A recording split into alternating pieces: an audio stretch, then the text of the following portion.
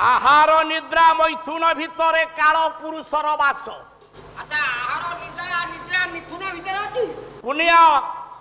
Manish bunchy रहिबा पई आहार दरकार खाद्य दरकार खाद्य आज्ञा दरकार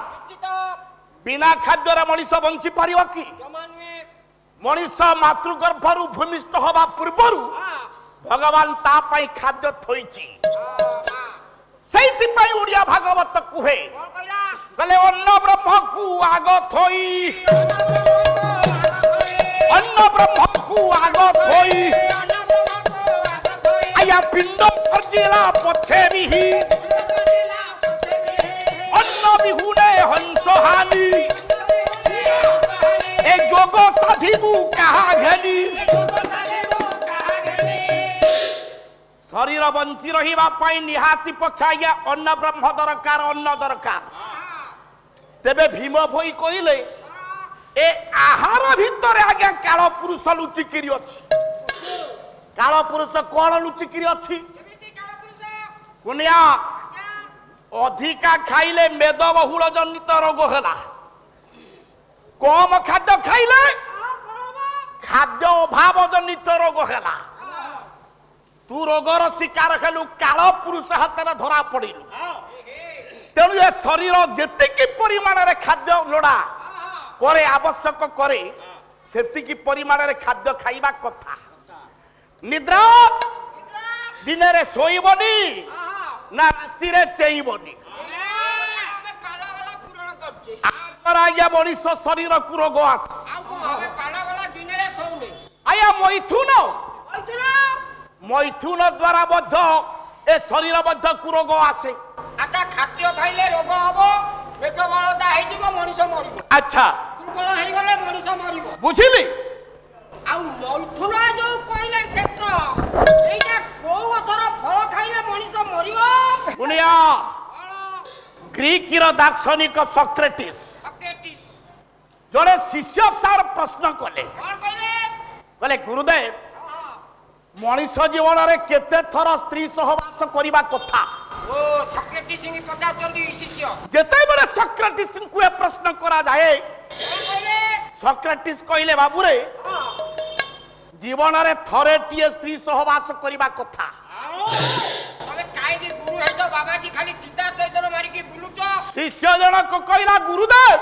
जमा हे परिबरी बाजा बजई बाण फुटई 3 क्विंटल 4 क्विंटल चिकन मटन भोजी भात देई केते हुस्की ब्रांडी उड़ई जाक जम करे गोटा बहु पिला बाड़ी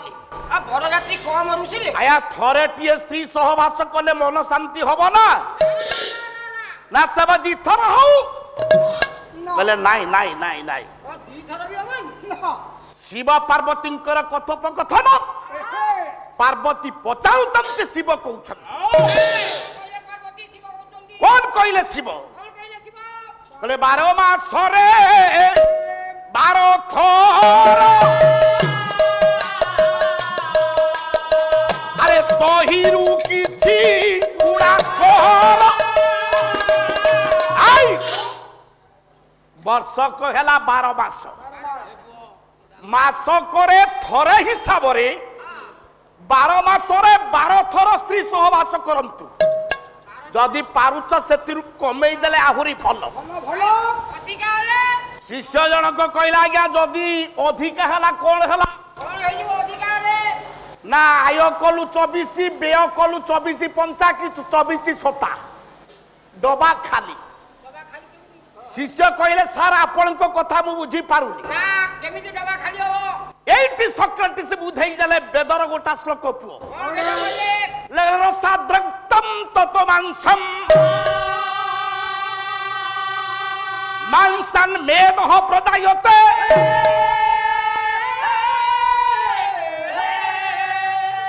मेदो स्वस्ति ततो मजा मजायः शुक्र संभव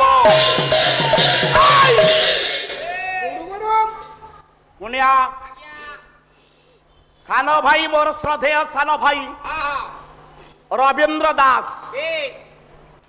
ओडिशार जने सुनाम धन्य लब्ध प्रतिष्ठित कलाकार आम अंचल गर्व आउ गौरव ए अनुष्ठान सहित सान भाई मोर सामिल होइचंती भल भल कलाकार को बाछी ए मंच रे पाला गाइबार सुजोग से दैचंती 100 to 100% कलाकार जदि आम अंचल केतोटी थांती तांको मध्यरे प्रथम स्थान अधिकार करिब रवींद्र दास आउ केते जण ज्ञानी देखाई पारंती निज कुनी जाए किंतु मनीष केबे हेले स्वागत करेनी ना ना ना मने रखिबा को पड़िबो पुओ शंकर कहिली जहां सेई कथा सॉक्रेटिस कहउछंती वेदवासी रानी कहले बाबू रे रसाद्रक्तम ततम सम माने एकदम बोले करो सारे आजी आपण जहा खाइले 5 दिन परे ताहा एक रसरे परिणत हबो 5 दिन परे सेउडा रसरे पियाई हो रसाद्रक्तम तापरे से रस आउ 5 दिन परे रक्तरे परिणत हबो से रस 5 दिन परे रक्तरे परिणत हो आउ 5 दिन परे मांसरे परिणत हबो पूरी 5 दिन परे मांसरे परिणत होला आउ 5 दिन परे मेदरे परिणत हबो मेदरे परिणत होला आउ 5 दिन परे अस्थिरे परिणत हबो पूरी अस्थिरे 5 दिन परे तयारी होला आउ 5 दिन परे मजारे परिणत हबो पूरी मजारे तयारी होला आउ 5 दिन परे शुक्ररे परिणत हबो रे